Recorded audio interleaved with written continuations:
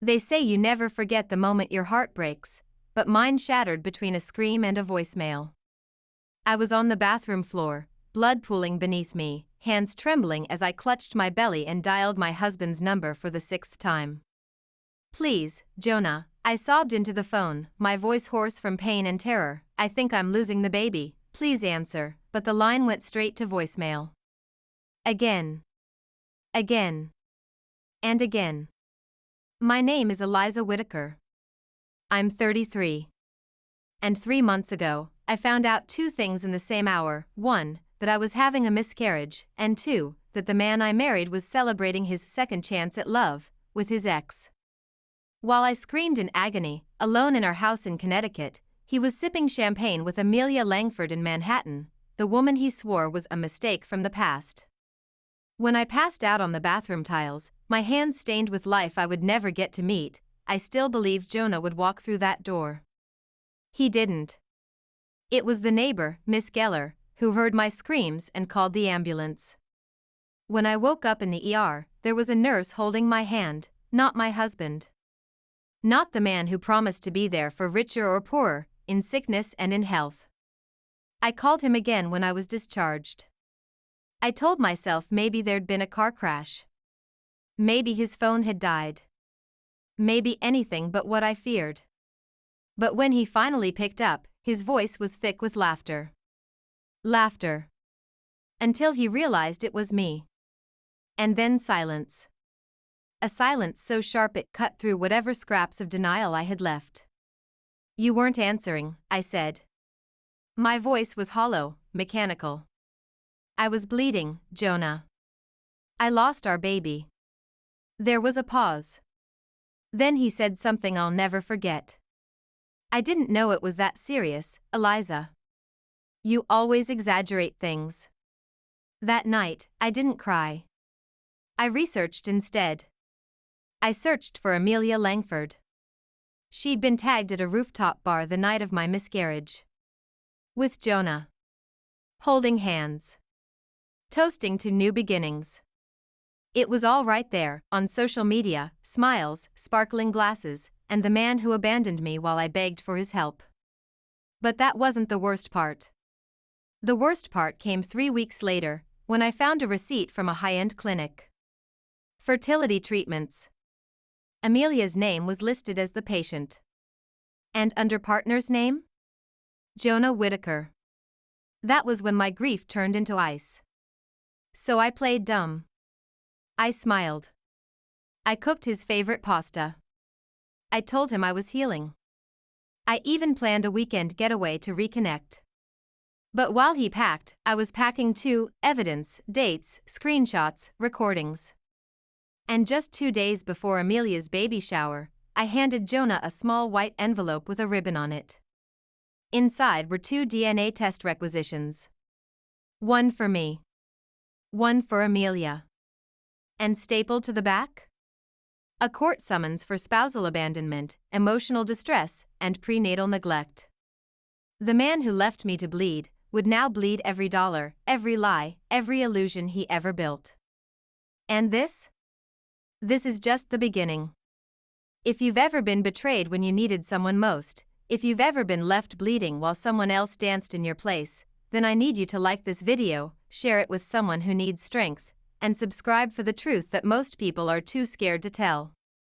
And tell me in the comments, where are you listening from? Because no matter where you are not alone. I didn't deliver my child, but I delivered a storm. After that envelope hit Jonah's hands, something in his face changed. At first, confusion. Then panic. Then arrogance, his favorite mask. "You can't prove anything," he said, tossing the court papers onto the kitchen table like they were junk mail. "This isn't going to hold up." I smiled gently, pouring him a fresh cup of coffee, one laced with a microdose of his own blood pressure medication. Enough to make him tired. Sluggish. Slower than me. I wasn't just playing a hurt wife anymore. I was a ghost with a map, and he didn't know the roads I'd memorized. Because while Jonah was off whispering sweet nothings to Amelia, I had turned our house into a nest of eyes and ears. a camera in the vent over the kitchen. A mic hidden inside the "You Are My Sunshine" music box he gave me when we first found out I was pregnant. That box, I later discovered, was a regift from Amelia, her name still etched faintly beneath the velvet lining. Every night after he came home, pretending to care, pretending to grieve, I let him speak freely. About how Eliza was getting over it, how she'll come around, how the inheritance is still under her name, and he just needed a few more weeks before I signed it all over. Amelia would giggle on the other end of the line, thinking she'd won. Thinking I was weak. She didn't know I'd been to the lawyer already. She didn't know I had updated my will, changed every beneficiary, and signed over my portion of the house to an anonymous trust under a name that meant everything to me, Baby W. But the most delicious twist was yet to come. Jonah thought Amelia's baby was his. So did she. But biology? Biology doesn't lie. I reached out to Amelia privately. Pretended to be supportive. Let's heal together, I said. Let's coexist. For Jonah's sake. I offered her a prenatal massage gift card, and secretly paid the clinic to run a paternity test on the sample she had already submitted for medical records. It took 6 days. And when I opened the results? Jonah wasn't the father. I sat in my car outside the OBGYN clinic for 10 full minutes, holding that result in my hand, laughing so hard I nearly cracked a rib. The man who left me to bleed, who discarded our child like an inconvenience, wasn't even the man this other baby belonged to. I didn't know whether to cry or thank the universe. But I wasn't done. You see, Amelia had planned a massive gender reveal party for July 20th. Jonah was footing the bill. Champagne towers, a violinist, a gold balloon dropped from the ceiling of a private vineyard. Everyone important would be there. His business clients. Her modeling agency. Her father, a senator. And I was invited. So I showed up in white. Alone. Holding an envelope. I waited until the confetti popped and everyone cheered "It's a boy." Then I clapped too, stepped forward, and said, "Actually, there's one more surprise." I handed her the paternity results. I handed him a USB of his own phone calls. I handed the senator a folder of texts between Jonah and Amelia plotting to convince me to hand over my half of the estate. I didn't yell. I didn't scream. I just stood there, steady and calm, while the cracks began to show in their perfect little fantasy. Jonah lunged for me. He actually tried to grab the folder. But the senator got there first. His face drained. His voice dropped to a whisper as he read the words, "Not the biological father." Amelia's glass slipped from her hand. It shattered on the marble floor like every lie she'd told. They say revenge is best served cold, but mine was frozen in precision. And Jonah? He followed me out that day. "You ruined me," he hissed, tears in his eyes for the first time in years. I turned, looked him straight in the face, and said, "No, Jonah. You ruined yourself. I just made sure the world watched. You'd think Jonah would disappear after the vineyard disaster. That he'd go underground, crawl into a cave of shame, maybe even reflect on what he'd done. But no. Jonah Whittaker was the kind of man who always thought he had one more move. One more lie. One more smile to fake. So when the invitations started drying up, and his client meetings were postponed indefinitely, he launched a campaign to fix his image. On Instagram. The man who hadn't answered my call as I lay screaming and soaked in blood, suddenly had time for daily sunrise selfies and mental health quotes. "Healing is messy," one post read. "Be kind. Everyone's fighting battles you can't see." I stared at the caption, wondering how he had the audacity to call what I went through his battle. But I wasn't surprised. I'd seen his type before. Not just in Jonah, but in his mother, Lucille Whittaker. She was the first person to message me after the gender reveal collapse. Her tone? Not concern. Not apology. It was fury. You humiliated our family, she said, as if her son hadn't done that first with his zipper. You should have handled this privately. We could have fixed this. Fixed what, Lucille? The part where your son abandoned his pregnant wife to shack up with his ex? Or the part where he tried to transfer the deed to my childhood home behind my back? I took a deep breath. And for the first time in weeks, I responded to her. Actually, I agree. Let's handle this privately. Meet me. And she did. At her favorite country club. I came in jeans and a hoodie. She came in pearls. While sipping iced tea, she tried to hand me a check. $50,000. To let this whole thing go, she said, like she was buying me off like a parking ticket. I leaned forward. Calm. Steady. This doesn't even cover 1% of what you owe me. She blinked. That house, I said, has been in my family for 3 generations.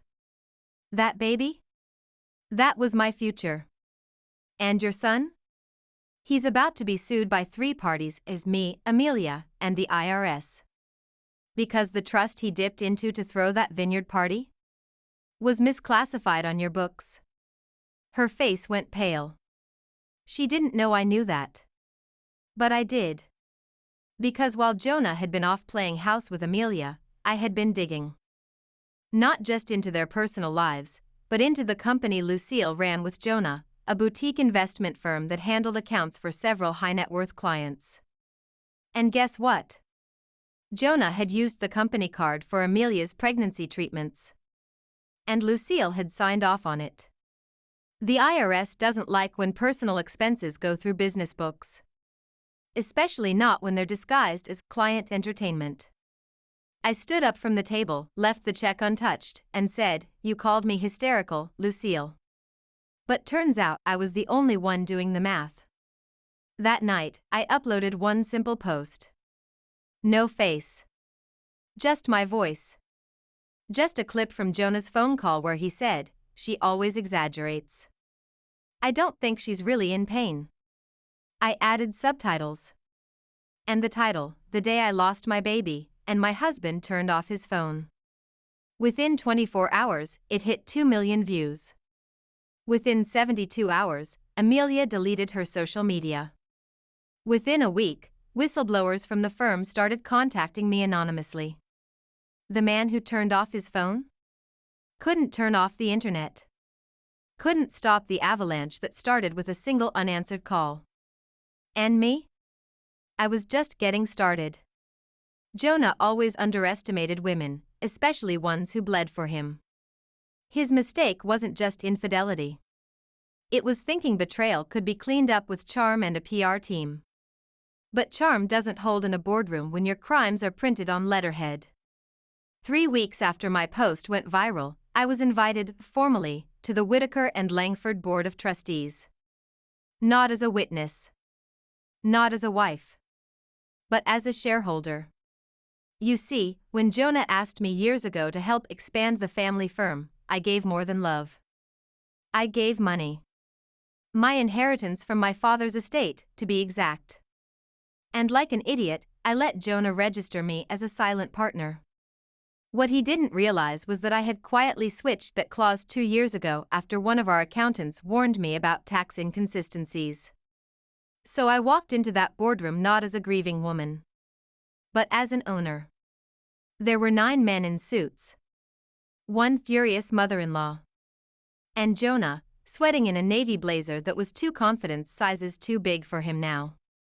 He smiled when I entered. Still trying. Still charming. "Eliza," he said, voice soft, rehearsed. "You look beautiful." "Save it for the judge," I replied, placing a thick binder on the mahogany table. Inside, every misuse of company funds, every doctored invoice, every payment to Amelia marked as hospitality services. A timeline of deceit, page by page. Lucille jumped to her feet. "You have no right to. I own 26% of this firm," I cut in, voice cold. "Sit down, Lucille." She did. I turned to the board. I'm here to initiate a vote of temporary suspension for Jonah Whittaker pending internal audit and federal review. If we do not self-report within 7 business days, I will be forwarding these documents to the press and to every client you currently represent. Gasps. Murmurs. Shifting chairs. Jonah stood. You're destroying my life, Eliza. I stood too. No, Jonah. I'm just turning the lights on so everyone can see what you did in the dark. The vote passed. 6-3. He was suspended by noon. Escorted out by 2 p.m. But I didn't stop there. You see, Amelia had gone quiet since the paternity reveal. But that silence? It wasn't peace. It was leverage. Turns out, she was negotiating a book deal. And part of her pitch? Was throwing Jonah under the bus. I received a cease and desist letter from her lawyer, probably thinking I'd back down. Instead, I mailed her a USB with a voice recording from Jonah, one she never knew I had. In it, he called her a useful distraction. Said, if she loses the baby, we're still in the clear. Amelia got it on a Wednesday. She was on a podcast by Friday, sobbing, reading the transcript aloud.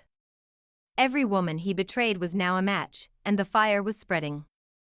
But I wasn't done. There was still one final card to play. The one Jonah thought he'd buried. Because that night, the night I lost our baby, I didn't just bleed. I signed something. And next. I'll tell you what that signature really meant. The night I lost my baby, I was barely conscious. Pain and blood blurred the bathroom tiles into a mess of red and white and grief. But amid the chaos, between the ambulance sirens and the nurse whispering "Stay with me," there was a moment. A moment Jonah never thought I'd remember. He handed me a clipboard. I was dazed, but I remembered the words, "Hospital intake forms, babe. Just sign." But it wasn't hospital paperwork. It was a quitclaim deed. Transferring my half of the house to a private LLC he created 5 days before. He timed it for that night. The night he knew I'd be too weak to fight. Too distracted by the baby slipping away to read the fine print. And I signed it. I don't know how many other women have lost everything in the haze of pain and betrayal. But I do know this, Jonah thought he'd won that night. He thought he owned the house. He thought I was too broken to check the file cabinet 2 weeks later and find the original signed document tucked between insurance bills. What he didn't count on was the notary. Because the notary who witnessed my signature was a cousin of his, who lived in Arizona, who hadn't been in Connecticut in over a year. Forgery. Fraud. And now? Federal crime. I didn't tell him right away. I waited. I waited until the audit at Whittaker and Langford was nearly finished. Until the court date for spousal neglect had been set. Until Amelia's podcast had gone viral, and Lucille's face was plastered across tabloid covers under the headline, "The Wife Who Shut Them Down." Then I sent Jonah a certified letter with one sentence, "You forged my name while I was bleeding, but I remembered everything." Attached was a copy of the quitclaim deed. The photo of the notary's Arizona driver's license. And a statement from the hospital proving I had been unconscious when he claimed I was clear and alert. He tried to call me that night. 6 missed calls. The irony didn't escape me. When I finally answered, I said nothing. "Eliza," he begged, "please, don't do this." "Do what?" I said, calmly. "Tell the truth? You'll ruin me." I smiled into the silence. "No, Jonah. I'm not ruining you. I'm introducing you to the world as you really are." Then I hung up. And 2 days later, I pressed send on everything. To the county assessor's office. To my lawyer. To the real estate fraud division. Jonah was served with 3 lawsuits in one afternoon. By the time local news picked up the story, wife claims deed forged during emergency miscarriage, Jonah had gone underground. Deleted every social profile. Shut down the firm. And Lucille? She tried to frame it as a vindictive ex-wife's revenge. But even the reporters saw through her pearls and trembling voice. The truth had too many receipts. The house? Returned to my name by court order. The inheritance? Frozen under a protective trust. And the man who turned off his phone? Now had nowhere left to call. 3 weeks after Jonah's last desperate call, I received an email from a private account. No name. No subject. Just 2 words in the body, he's gone. I stared at the screen for a long time. Gone? I searched. Nothing on the news. Nothing in the papers. Then, 2 days later, Lucille confirmed it, in the most Lucille way possible. A voicemail. Cold. Measured. As if her son hadn't just imploded his own life and vanished like smoke. Jonah has passed, she said. There will be a private ceremony. You are not welcome. No details. No condolences. Just silence after that. I didn't cry. I didn't even blink. Because the truth was, I didn't believe her. Not entirely. Jonah was a lot of things, arrogant, cruel, cowardly, but dead? No. Dead was too neat. Too convenient. There had been no obituary. No death certificate. Just rumors swirling among ex-clients and whispers of a stroke brought on by stress. But Jonah didn't break that way. He bent. He conned. He pivoted. I hired a private investigator that same day. And what he uncovered was exactly what I feared and expected. Jonah Whittaker was very much alive.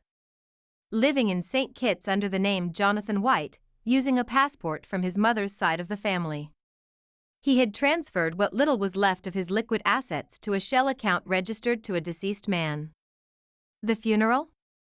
Fake. The death? Staged. Lucille had pulled strings with an old contact in the Department of Records. No autopsy. No formal documentation. Just a casket. Closed. Buried in a plot under a rented name. Also, Jonah could disappear cleanly, while the lawsuits faded quietly in his absence. But I don't fade quietly. And I don't bury what's unfinished. I called Lucille. She didn't answer. So I mailed her a single sheet of paper.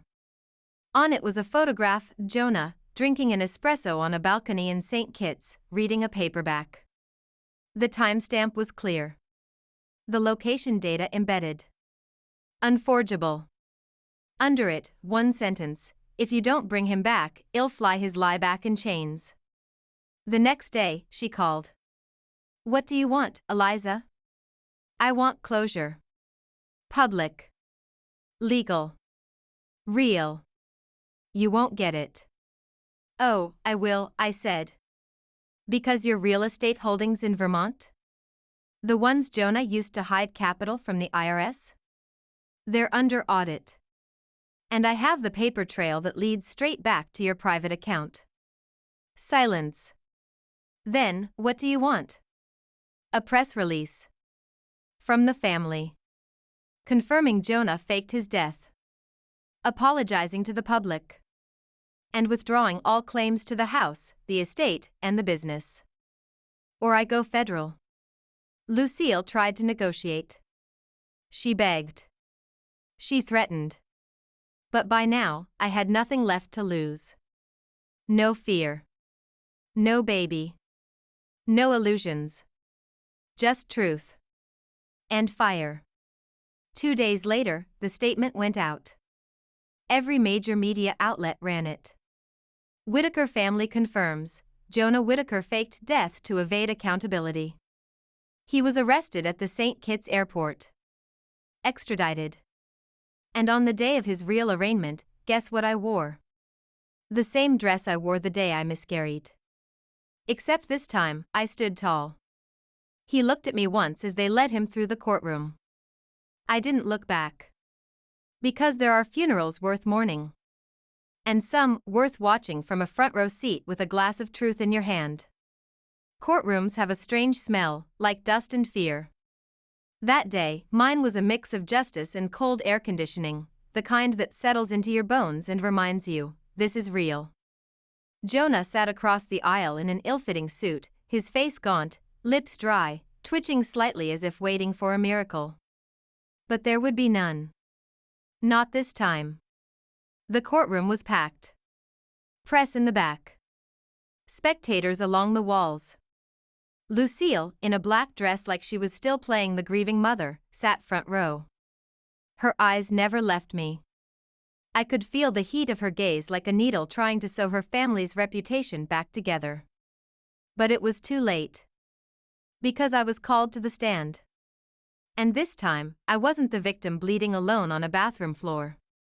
I wasn't the wife begging for a heartbeat that never came. I was the woman who remembered everything and carried every receipt in her bag. The prosecutor asked questions gently, but I didn't need soft gloves. I needed the jury to see it all. I called him 6 times, I said, my voice steady. I was lying in blood. I told him I was miscarrying. He never picked up. They played the voicemail. My voicemail. My voice, raw, broken, sobbing, begging, please, Jonah. I'm losing the baby. I need you. A few jurors visibly flinched. One woman wiped a tear. Then came the financials. The faked quitclaim deed. The falsified notary signature. The illegal business write-offs. The fertility treatment payments he labeled as client perks. Every line item was a dagger. But the moment that broke the silence was the footage. I had saved it for last. One video. Just 32 seconds. From the camera in our music box. Jonah pacing in the kitchen. Phone on speaker. Amelia, what if she finds out? Jonah, let her. She won't leave. She's pathetic. This baby was a mistake anyway. She'll probably lose it, she's too emotional to carry anything full term. The gasps that erupted? Earthquake level. Lucille stood up and stormed out. A juror shook his head in disgust. Jonah? He put his face in his hands. I stepped down from the stand.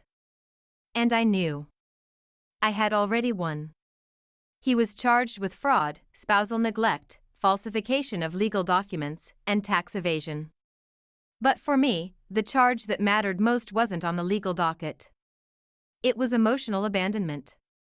And for that, the sentence would last far longer than prison. The judge didn't hold back. Mr. Whitaker, this court sees through your fabrications, your cowardice, and your exploitation. You left a woman to bleed alone so you could start over with a lie. Now, you'll live in the truth. 7 years. No parole. He didn't look at me when they cuffed him. But I looked at him. Not with pity. Not with hate. With clarity. Because in that courtroom, I hadn't just told my story. I'd finished it. After the trial, I walked out of the courthouse alone. No camera crew followed me. No reporters swarmed. The air was quiet, almost gentle, like the world was giving me back something I'd forgotten I had. Silence without fear. Peace without pretending. I didn't go home that day. I went to the hospital instead. The one where I lost my baby. It wasn't some grand gesture, no cinematic moment of closure. I just sat in the parking lot and let my body remember. Not to grieve again, but to acknowledge what had been. What should have been. The baby I lost didn't have a name. Jonah never cared to pick one. But I had one in my heart. Haven. Because she was my haven when the world turned cruel. That day, I bought a small plaque at a custom shop. Brass. Simple. It read, Haven Whitaker, you were real. You were loved. I placed it beneath the old maple tree on my father's property, the one that used to shade me in childhood summers. I didn't invite anyone. I didn't post about it. I just kneeled beside the roots, pressed my hand to the earth, and whispered, we're free now. From that moment, something shifted in me. Not forgiveness. Not yet. But forwardness. A quiet step into a life I hadn't dared imagine before. I sold the house. Not because I needed the money, but because it held too many ghosts. Too many echoes of slamming doors and missed calls. I donated half the proceeds to a women's shelter, the same one that had helped a nurse I met during my hospital stay. Her name was Lila.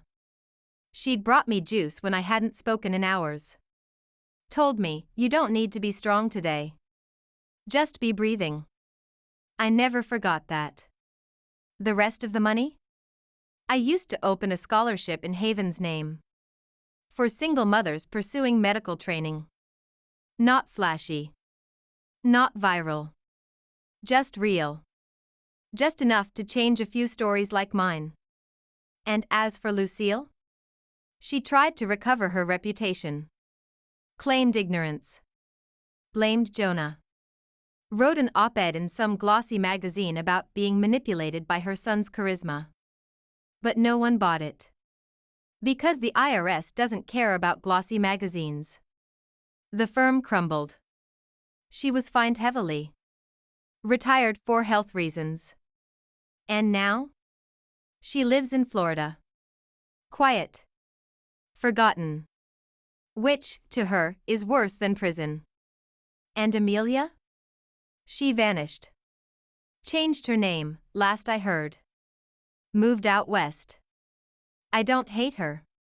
She was part victim, part villain. Like so many of us. But I don't chase her shadow anymore. Let her find her own peace, or destruction. That's not mine to write. But you know what is? This chapter. Right now. Me, narrating this not as the woman who was left bleeding, but as the woman who survived it.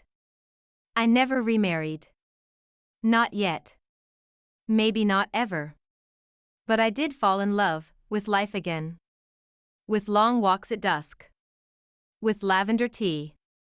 With Sunday mornings that don't start with waiting for someone to show up. Sometimes, strength isn't loud. It's quiet. It's knowing the worst already happened, and you're still here. It was a Monday morning in October when my phone rang.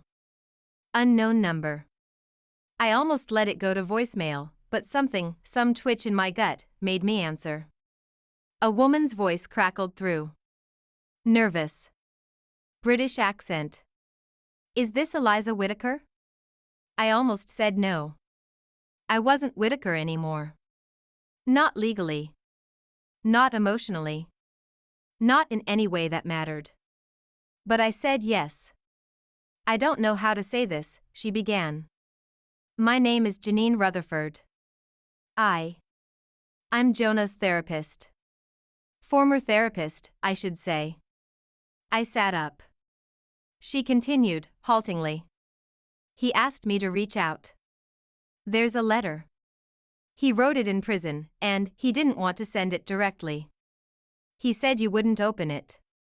He was right. I wouldn't have. But when Janine offered to read it aloud, something inside me stilled.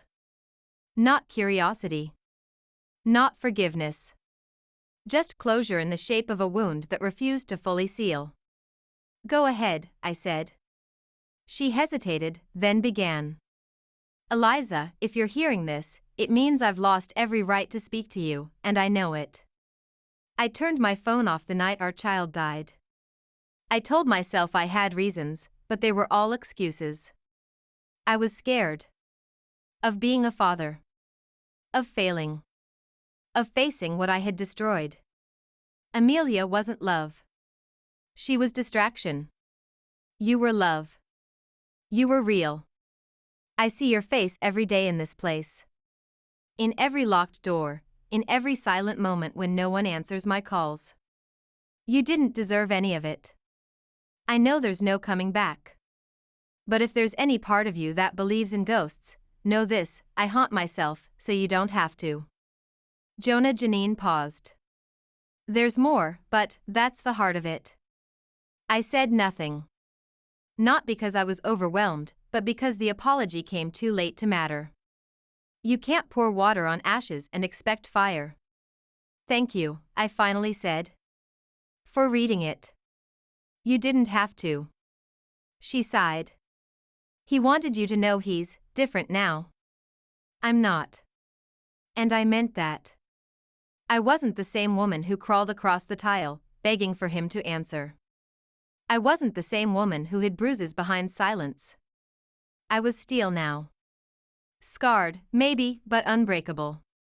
After the call, I sat on my porch with a blanket and a cup of cinnamon tea. The wind rustled the trees. Somewhere, a dog barked.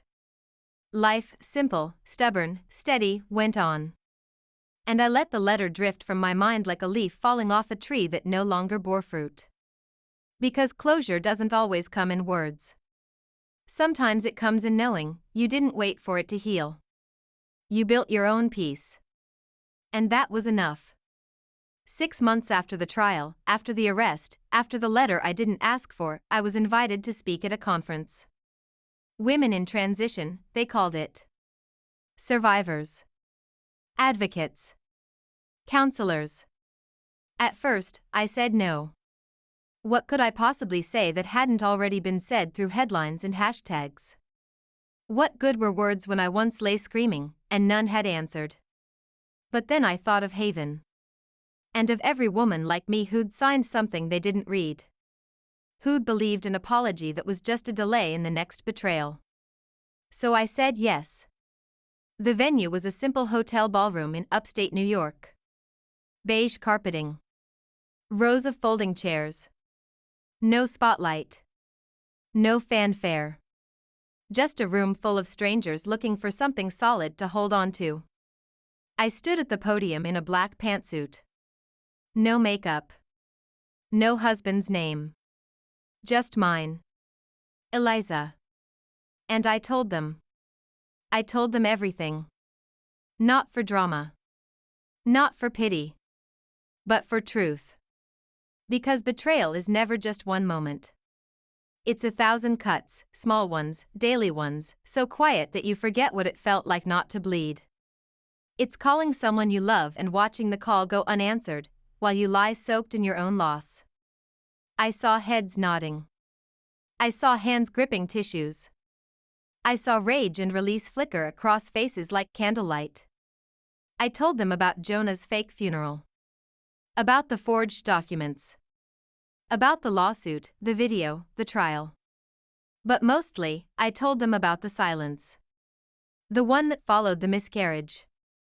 The one that followed every year overreacting. The one that nearly swallowed me whole. And then I told them about the voice that came back. Mine. When I finished, the room stood. Not clapping for victory, but for survival. Because sometimes standing is enough.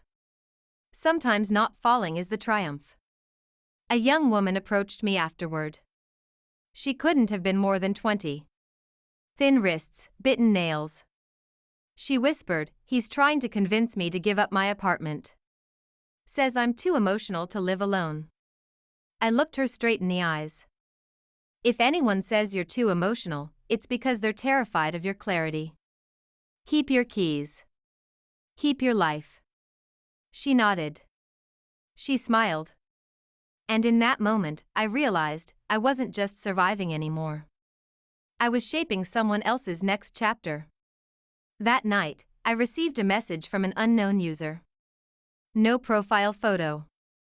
Just text. You were supposed to disappear. I guess you forgot how to be small. I didn't reply. I didn't need to. Because they were right. I had forgotten how to be small. And I would never remember again.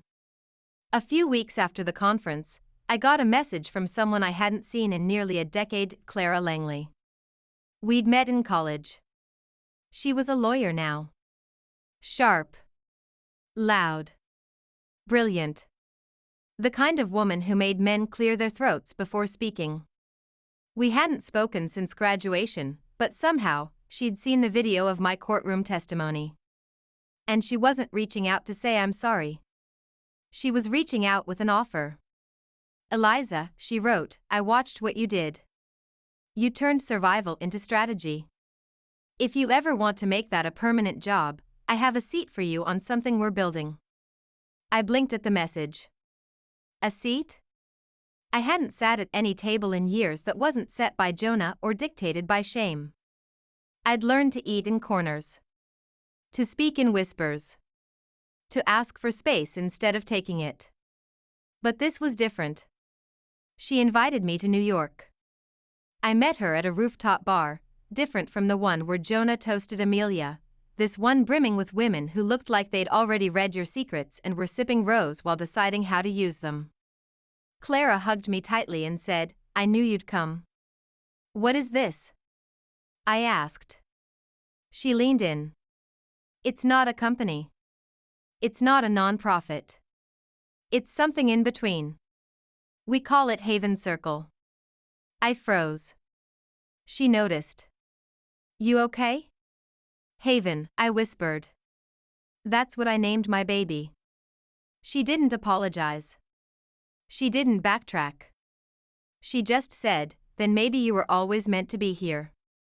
Haven Circle was a hybrid legal and financial consulting group for women in crisis. Divorces. Inheritance fights. Property disputes. Emotional abuse cases buried beneath paperwork and polite smiles. Clara had built a team of women who weren't afraid to confront ugly truths with cleaner swords, spreadsheets, subpoenas, strategy. And she wanted me on board. Not as a client. As an advisor. I don't have a law degree, I said. No, she replied. But you have experience in the one courtroom that matters, life. And you speak with scars people trust. I said yes. Not that day. Not the next. But after I went home, lay awake thinking of all the women who never got to speak their story aloud, I said yes. For them. For me. For Haven. I moved into a small apartment in Brooklyn. Bright. Clean. Quiet. A window that overlooked a dog park where strangers threw tennis balls like forgiveness. My first night there, I lit a single candle, placed Haven's brass plaque on the windowsill, and whispered, "Look what you started." And then I opened a file Clara had given me. Our next client. A woman in Colorado whose husband convinced a judge she was delusional because she had accused him of tampering with her birth control. As I read, I didn't feel pity. I felt ready. Because the woman I used to be, the one crawling through blood on the bathroom floor, phone ringing into a void, was gone. And in her place? Was someone who no longer needed permission to be powerful. Her name was Tessa Bloom. 36. 2 kids. A nice house in Boulder, Colorado, with a garden full of lavender she never got to enjoy. Her husband, Mitchell, worked in finance. Charming. Respected. The kind of man who everyone described as generous until the blinds were drawn and the truth began to bruise. Clara and I met her on a video call. Tessa looked like I did once, wide-eyed, hollow-voiced, still trying to explain things like maybe if she used the right words, someone would finally believe her. But I didn't need more words. I'd seen it in her eyes the moment the camera flickered on. "I'm not crazy," she whispered. "But they all think I am." I leaned forward. "Tell us."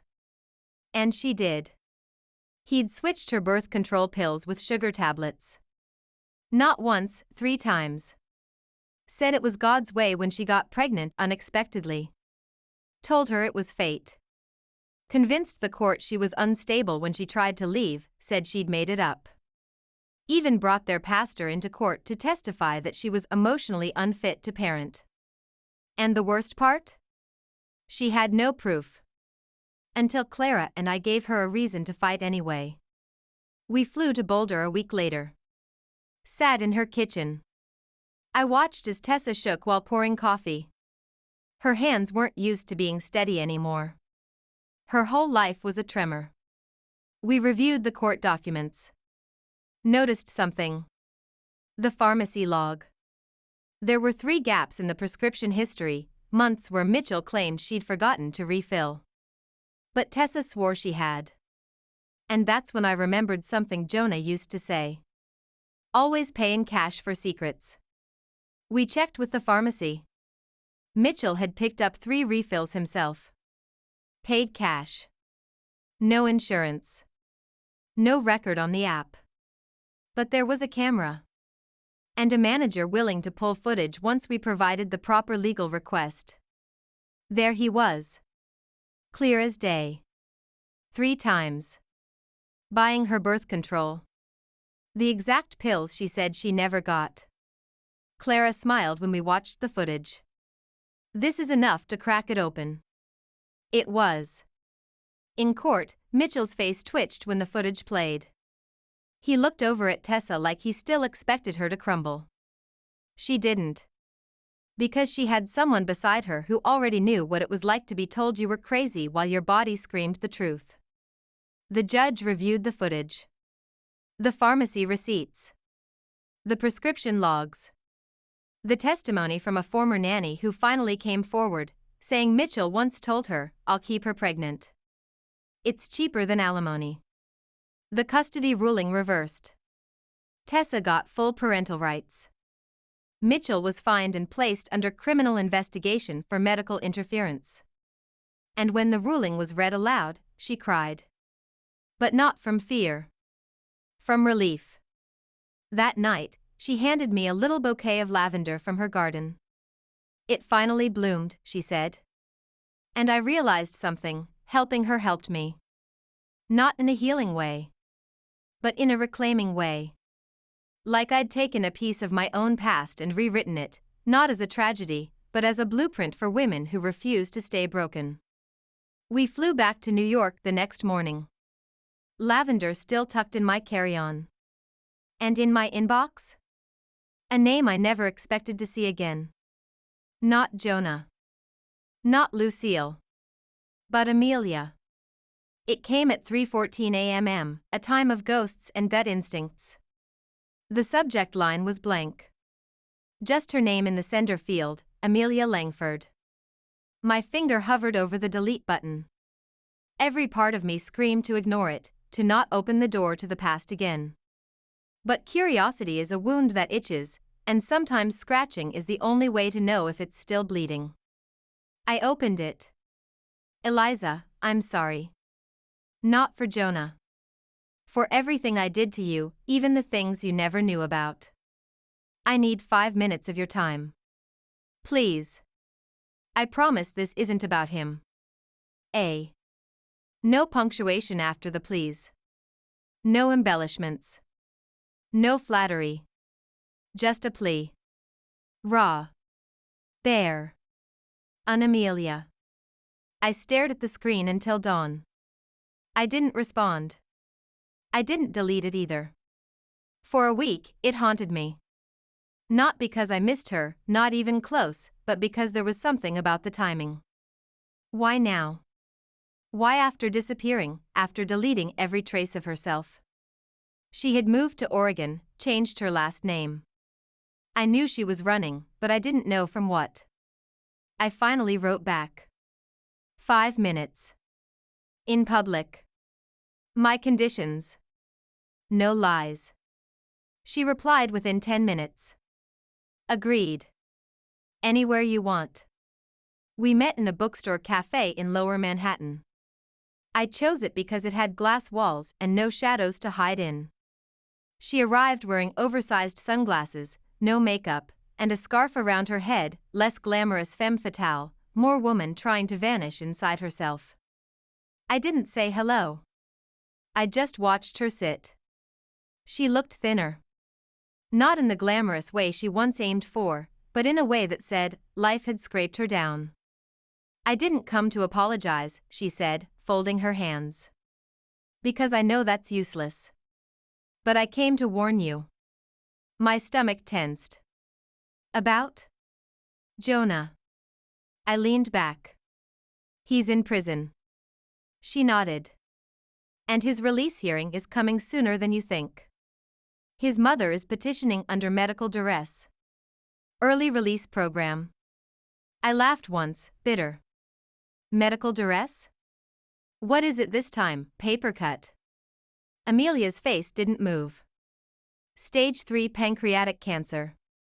It's real. I froze. She continued.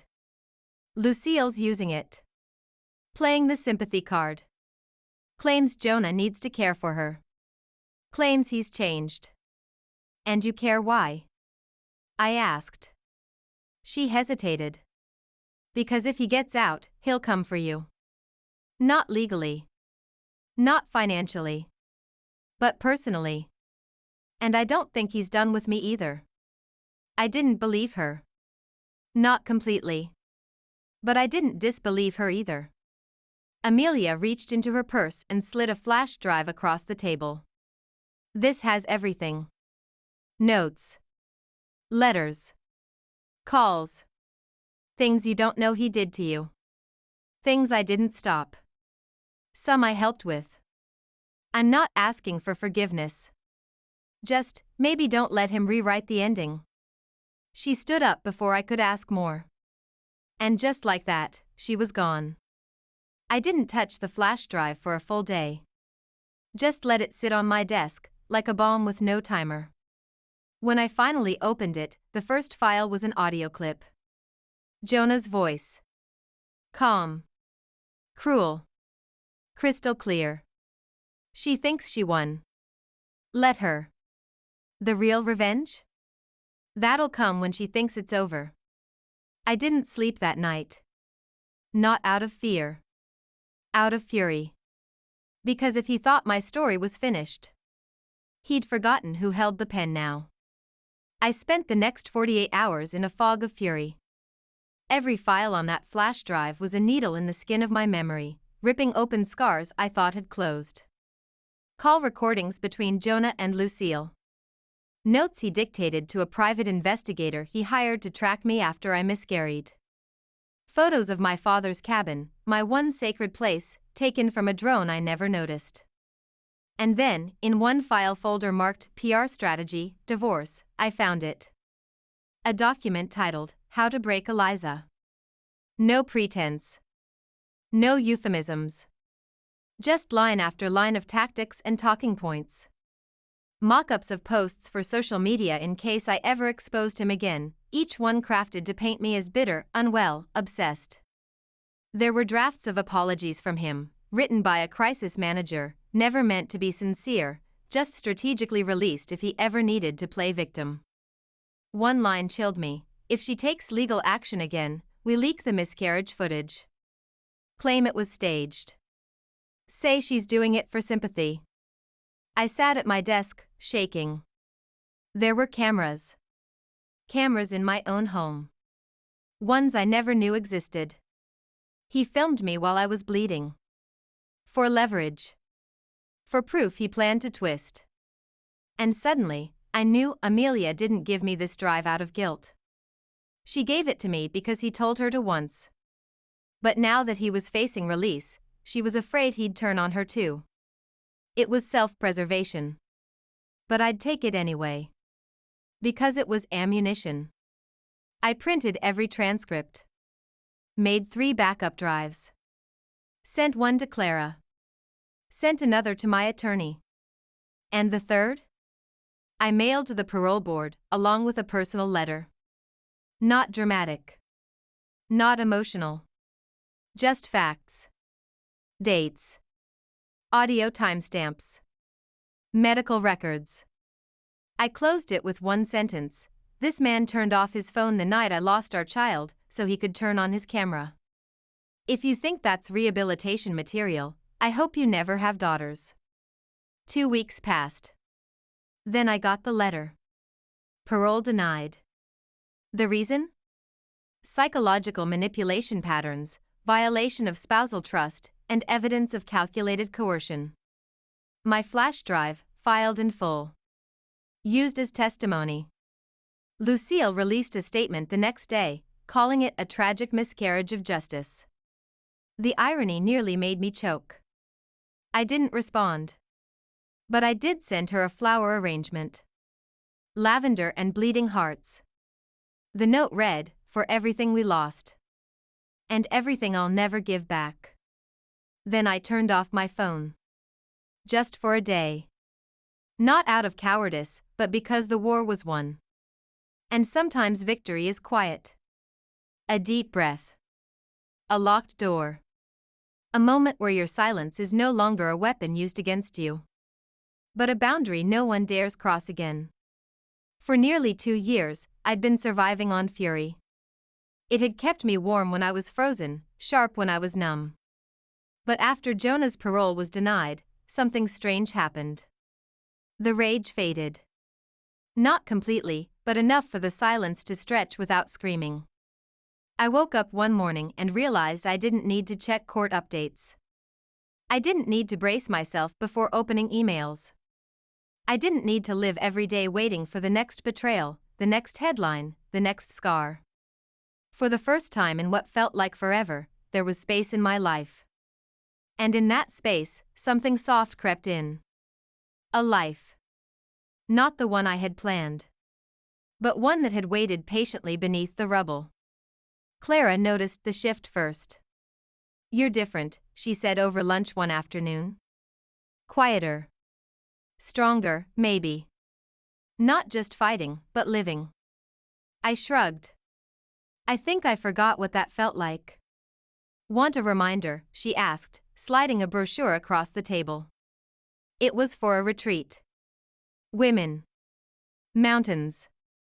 No cell service. No strategy meetings. No cases. Just rest. Just being. My first instinct was to say no. There was always something to do. Someone to help. A fire to walk into. But this time, I said yes. It was in Vermont, ironic, given how Lucille once tried to hide stolen money there. The irony didn't escape me. But the cabin was clean, the air sharp and pine-scented. And the women? Survivors. Not all had stories like mine. Some had worse.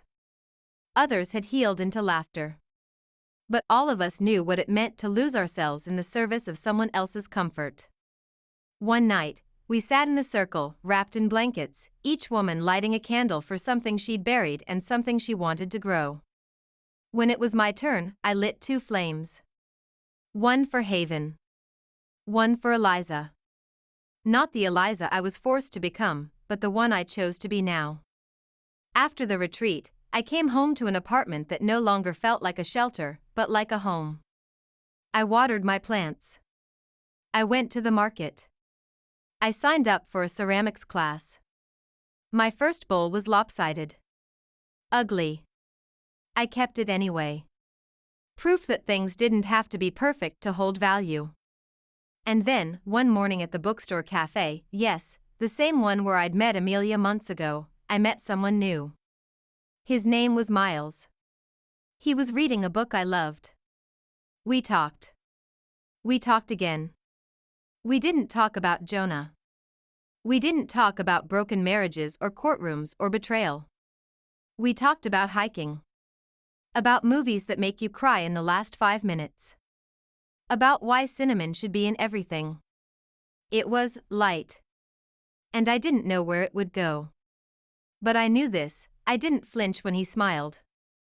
I didn't brace when he touched my hand. And that meant something. Maybe everything. Because the woman I'd become had space for new beginnings. Not in spite of the fire she walked through. But because she walked through it without turning to ash. It happened on a Tuesday. Simple, ordinary, uneventful, except for the sound that escaped my mouth in the middle of the street, a laugh. Not polite. Not muted. A real, unfiltered laugh. And I froze the second I heard it. Miles had said something ridiculous, something about how soup tastes better when you eat it with a fork because it builds character. It wasn't even that funny. But I burst out laughing anyway. Loud. Clumsy. Almost startled myself. He paused, grinning. Was it that funny? No, I said, breathless. But I think I needed it. He didn't ask for details. That's what I liked about him. He wasn't trying to rescue me. He wasn't performing empathy. He just made room. Room for silence. For laughter. For the version of me I was still getting to know. That night, I walked home instead of taking a cab. The city felt different. Not safer, but less threatening. Like maybe the shadows weren't watching me anymore. Or maybe I'd just grown too strong to care. I passed a mother holding her daughter's hand. They were skipping. The girl had jelly on her cheek. The mother didn't wipe it off. She just smiled and said something I couldn't hear. But the look, that look of deep, bone-level love, struck me in the center of my chest. I didn't cry. But I did stop. Haven would have been 2 that month. Maybe she would have had her mother's wild hair. Jonah's sharp chin. Or maybe she would have rewritten us both into something new. I'll never know. But I carry her anyway. Not as a ghost. But as a root. When I got home, I opened the ceramic bowl I'd made at the studio. The misshapen one. I placed a tiny tea light inside and lit it. The flame danced against the warped clay, throwing lopsided shadows on the wall. It was imperfect. And beautiful. And mine. Later, I received a letter. A real one. Not email. Not a subpoena. A letter from a woman named Annalise. She'd seen my story online. Watched my testimony. Listened to the recordings. And now? She was going through something similar. Her husband claimed she was emotionally volatile. Said her memory was unreliable. Classic setup for silencing a woman with too many truths. Annalise ended her letter with, "Your story didn't just give me hope. It gave me a blueprint. I'm not afraid anymore. I just wanted to say, thank you." I folded the letter carefully. Pressed it between pages of my old journal. And I smiled. Because now I understood something Jonah never did. When you break a woman like me, you don't leave ashes. You leave sparks. And some of us were born to set fire to silence. It was a strange invitation, a gala fundraiser for a women's legal aid group. I almost didn't go. I hadn't worn heels in 2 years. I didn't like crowds, and I didn't trust compliments from strangers. But Clara nudged me gently. "You're not just a survivor, Eliza," she said. "You're a symbol. And symbols don't always get to hide." So I went. I wore black. Simple. Elegant. The kind of dress that didn't beg for attention but made people look twice anyway. My hair was swept up. A small necklace hung at my collarbone, engraved with one word, Haven. When I walked into the ballroom, people turned. Not in gossip. Not in pity. But in quiet recognition. The way you look at someone whose pain made headlines, but whose silence afterward made you wonder if she ever healed. I didn't walk in as Jonah Whittaker's ex-wife. I walked in as Eliza, the woman who bled, buried, rebuilt, and burned every lie on her way to the truth. I gave a speech. Brief. Sharp. I didn't cry. I didn't smile too much. I just stood there and said, you don't need to be polite when someone tries to erase you. You don't need to be quiet when your body remembers what your heart tried to forget. You don't owe forgiveness to the fire. But you do owe survival to yourself. And when I stepped down, the room stood. Later, as I sipped water at the edge of the ballroom, a man approached. Older. Gray suit. Cautious steps. Ms. Whitaker, he asked. Eliza, I corrected. He nodded. I'm from the Board of Professional Misconduct. I oversee attorney ethics. I thought you should know. Jonah's lawyer, he was complicit. We're opening a case.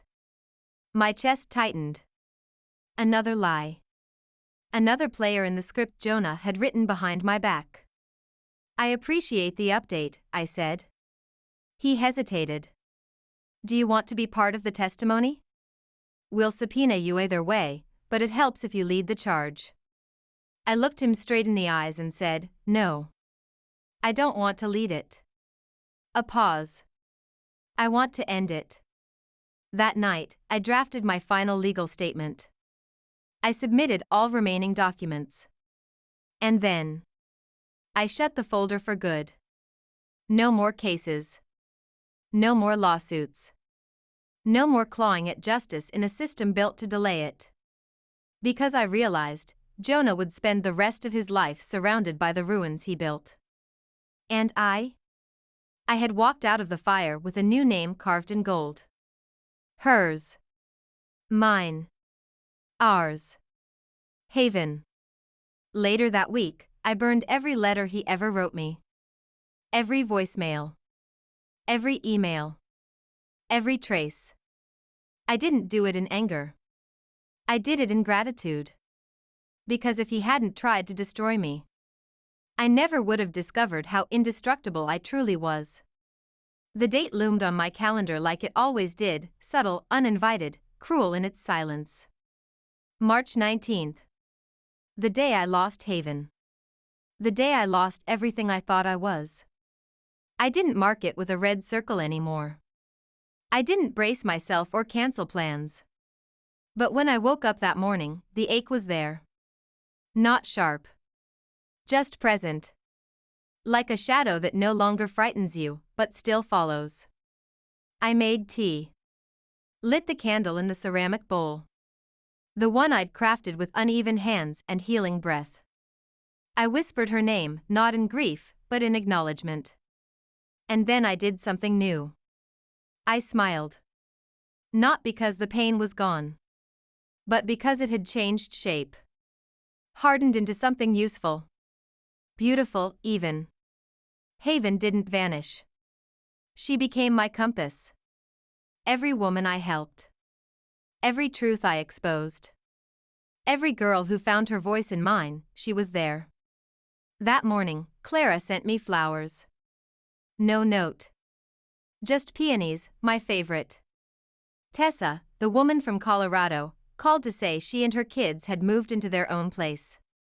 It's small, she said, laughing, but it's ours. And there's no locks on the inside of the bedroom door anymore. I sat at my desk and wept, not from sorrow, but from recognition. These women were pieces of me. Reflections. Proof that what Jonah tried to erase had only multiplied. Around noon, I went to the bookstore cafe. Miles was already there, waiting with 2 mugs. 1 cinnamon tea, 1 black coffee. He didn't say anything when I sat down. He just reached across the table and squeezed my hand. You remembered, I whispered. He nodded. You don't forget the days that matter. I didn't cry. I didn't need to. He pulled a wrapped box from beneath his coat and slid it toward me. Inside was a small gold chain with a pendant. A single flame. Because you didn't go out, he said. You lit the way. I wore it all day. Even to sleep. Not as a symbol of what I'd lost, but of who I'd become because of it. That night, I stood on my balcony. The city pulsed below me, alive, messy, loud, beautiful. I held the brass plaque for Haven in my hand, then placed it in the center of a small potted plant I'd been growing. A lavender sprig bloomed beside it, soft and defiant. I whispered, "We're okay now, baby girl." Because we were. I wasn't surviving anymore. I was living. And I wasn't doing it in spite of what happened. I was doing it because of it. Because pain, when carried with purpose, becomes power. It was a rainy afternoon when the letter arrived. No return address, just my name scrawled in familiar handwriting on the envelope. I hesitated before opening it, because after everything, who could surprise me anymore? But curiosity won.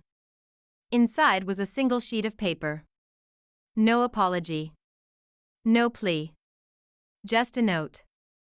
Asterisk Eliza, I don't expect forgiveness. I don't deserve it. But I needed you to know the truth, before it's too late. Jonah's mother isn't just petitioning for his early release. She's using him as a pawn in a bigger game. There are powerful people, who want him out, not to heal, but to silence what he knows. And what you uncovered. I know you're ready for whatever comes next. I just wanted you to be prepared. Stay safe. Asterisk it was Amelia. The woman I never thought I'd hear from again. And suddenly, the past wasn't done with me. I called Clara immediately. We sat in my apartment, poring over news articles, legal filings, and whispers in the underground forums where whistleblowers leaked stories. Someone was orchestrating a campaign to free Jonah, and it wasn't just Lucille. There were ties to former business partners, shadowy figures linked to political offices. They wanted him out to protect their own secrets. I realized then that this wasn't just about one man or one family. It was about a system built to protect the powerful by silencing the survivors. I felt a fire ignite inside me, a fire that wasn't just about revenge anymore. It was about justice. Not the kind in courtrooms. The kind in the streets. In communities. In hearts.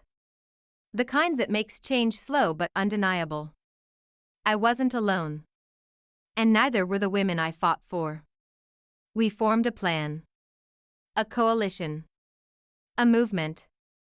To bring light where darkness wanted to hide. That night, as the rain tapped steady against my window, I looked out at the city skyline and whispered, "Bring it on." Because for the first time, I wasn't just fighting to survive. I was fighting to change the story. Before I begin, if my voice has found your heart in any corner of pain, loneliness, or survival, then let it echo forward.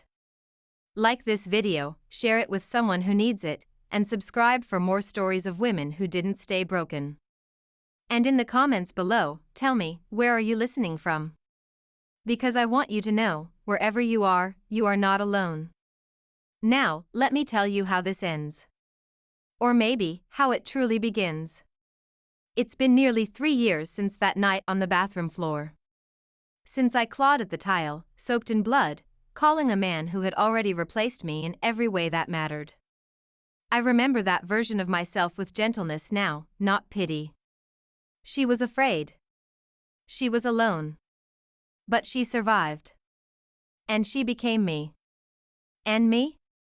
I've never been more mine. The news stopped calling months ago. The lawsuits are over. Jonah remains in prison.